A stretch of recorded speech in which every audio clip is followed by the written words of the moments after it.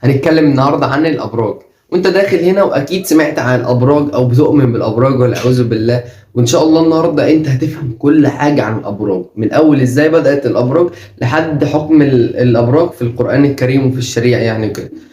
دلوقتي هنقسم الحلقه على 3 اجزاء، واول جزء هو كيف بدات الابراج، وتاني جزء هل الابراج دي حقيقيه ولا لا، ولا اشتغاله يعني بيشتغلونا وكده، وتالت جزء وهو حكم الابراج في القران الكريم.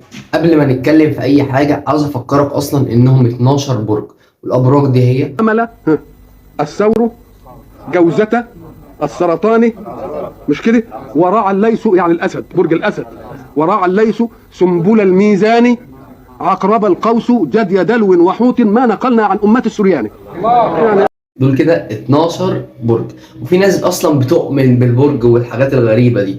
الاول الابراج دي الناس زمان كانوا معتقدين انها ابراج شمسيه. يعني ايه ابراج شمسيه؟ هم كانوا مقسمين السنه على 12 فصل، اللي هو مثلا ايه زي الشهور اللي عندنا يناير فبراير، هي نفس الفكره كده. كان السرطان ده كده الشهر بيكون في الصيف، اللي هم مثلا اول 5 شهور في الابراج الشمسيه مثلا بيكونوا صيف. كانوا بيعرفوا بيها الوقت وكده. الموضوع اتطور لحد ما بقى ايه، وصل للكهنه. والكهنه دلوقتي بقى كانوا بيعملوا ايه بقى زمان ولحد دلوقتي؟ انت برج السرطان، انت مولود في شهر السرطان، ده انت حياتك هتبقى سعيده وهتبقى بيس وهتبقى فاهم. دي كده غباء اصلا يعني، لا يعلم الغيب الا الله، فاهم. هما كده كانوا بيكفروا بالله في الحته دي، اللي هم ايه، انت لو برج اللي جدي، لا انت هتعيش طول حياتك كده ايه اسود، فاهم. انت كده مش انت كده حياتك بايظه، انت هتروح تنتحر احسن، فاهم. وكانوا برضه بيتكلموا في حاجات غريبه زي ان مثلا ايه، انت لو برج الثور، لا ده اللي هينفع لك برج الحمل، ده انت تتجوز برج، فاهم. حاجات كده غير منطقيه اصلا. يعني انت عشان مولود مثلا في الشهر ده وفي الشهر ده انتوا كانت، فاهم، حاجات غير منطقيه. ويقول لك مثلا ان برج العذراء بعد يومين نصهم هيموت، ولا بعد يومين هيجي لهم 100,000، فاهم. حاجات كده كلها تحس انها اصلا كفر، فاهم. لو مش تحس، انت متاكد انها كفر ليه؟ عشان ده بيتكلموا في الغيب، ولا يعلم الغيب الا الله. تاني جزئيه هنتكلم عليها، وهل الابراج دي حقيقيه؟ في الحقيقة الأبراج دي مش حقيقية. ليه؟ إنهم أصلا حرفوا فكرة الأبراج دي. الأبراج دي كانت مسؤولة عن حاجة وتم تحريفها خالص، بقت حاجة تانية خالص. أنت متخيل إن الأبراج كانوا بيقيسوا بيها مثلا الشهور اللي طول السنة وكده، وبيعرفوا الصيف إمتى والشتاء إمتى وهيحصدوا إمتى وكده، واتنقلت لمكان تاني خالص. المكان ده اللي هو بقى كله كفر وكله دجالين وصحراء وكده.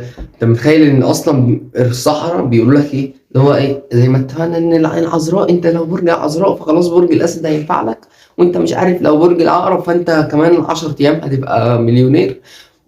حاجات كده اصلا كفر بالله عز وجل. هنيجي بقى دلوقتي للجزء الاهم، اللي هو حكم الابراج في القران الكريم وفي الشريعه الاسلاميه يعني وكده.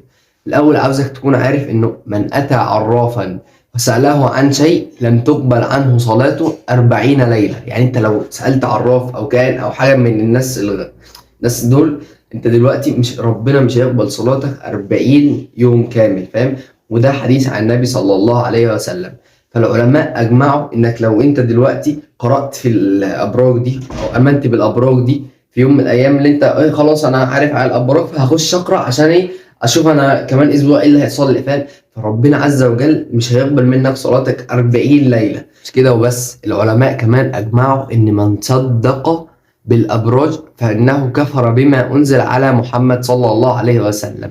يعني انت متخيل، انت لو صدقت ان فعلا الابراج دي حقيقيه، والابراج دي هي اللي هتخليني مش عارف كمان 10 ايام مليونير، وان البرج الاسد مش هينفع لي عشان انا برج الثور، وحاجات كلها غايب كده اصلا ما ينفعش انت تتكلم فيها ولا تفكر فيها، ان ده انت كده بتكفر على اللي نزل على سيدنا محمد اللي هو القران الكريم. العلماء برضو اكيد ما قالوش كده اللي هو ايه احنا خلاص هنقول كده. برضو الرسول صلى الله عليه وسلم هو اللي قال من أتى كاهنا فصدقه بما يقول فقد كفر بما أنزل على محمد صلى الله عليه وسلم. يعني الإيمان أصلا بالأبراج دي، واللي أنت أصلا مؤمن إن في حاجة زي كده أصلا، أنت كشخص مسلم أهو مؤمن إن في حاجة زي كده ممكن تعرف مستقبلك إزاي، أو ممكن تعرف أنت حياتك هتمشي إزاي، أو أنت قبل ما تتولد كان ممكن تعيش، فاهم. لو أنت أصلا مؤمن بحاجة زي ده فده كفر سيدنا محمد صلى الله عليه وسلم والعياذ بالله. عاوزك برضو تستغفر ربنا، وعاوزك تبعد عن اي حاجه اصلا فيها شبهه. يعني انت حاجه فيها شبهه ان دي ممكن توقعك في كفر، او حاجه فيها شبهه اللي دي ممكن تكون حرام، المفروض تبعد عنها اصلا من غير اي حاجه من غير ما تسال ولا تتفرج على الفيديو ولا اي حاجه. الحاجه دي انت شاكك انها حرام، خلاص يا عم دي انت شاكك انها حرام انا همشي. فاهم؟ اللي انت اصلا ايه، ما تقربش من حاجه فيها حرام اصلا. اتمنى تكون فهمت كل حاجه عن الابراج، وتطلع من هنا وانت خلاص انت فاهم كل حاجه، واي حد هيسالك عن الابراج هتقوم رازعه الكلام ده وفاهمه كل حاجه عن الابراج. تمام. كل يوم حلقه الساعه 4، اتمنى تيجي تشوف الحلقه بكره. اللهم انفعنا بما علمتنا وعلمنا ما ينفعنا. وكان معاكم معاذ محمود، سلام.